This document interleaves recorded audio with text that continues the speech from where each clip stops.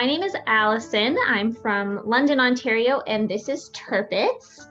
Terp is an attention hog. He wants to be the center of attention at all times. He's also very skittish. He does not like when there are strangers in the house. He doesn't particularly like outside. He normally is afraid and kind of worried when we sit outside. Pretty different for us to experience him being out for 5 days. My husband had decided to go out for a run late at night. I was already in bed. My husband went to bed as normal, and in the middle of the night, there was a gigantic storm.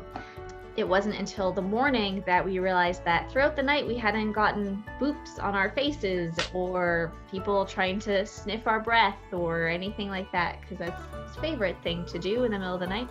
We get up out of bed, take a look around through the house, nothing. Other cat, Mr. Socko, was starting to get agitated by that point, so we knew something was up. We probably spent about 9 hours searching for Tirpitz that day. Throughout our neighborhood. Tirpitz got out the night of June 30th. So when we're searching the next night, when we found out that he's gone, we start hearing fireworks because it is Canada Day. Probably pretty terrifying to go from a torrential downpour with lots of thunder and lightning one night to lots of fireworks. Throughout this week, we've canvassed people. We've posted on all of the Facebook groups for the area. We've reached out to places like PawBoost and the London Animal Care Center. At this point, there is a heat wave going through, so I'm starting to get really worried that he's going to just dehydrate. We're getting ready to go to bed. It's been a pretty awful day. It was my husband's birthday. The cat's still not home. We haven't been sleeping. We start to go to bed. I hear something outside and I say to my husband, I'm like, what is that? So I run to our front door, open it really slowly, and there's Tirpitz sitting underneath our patio chair and table set, just crying. But I know rushing at him probably is not going to be the best plan.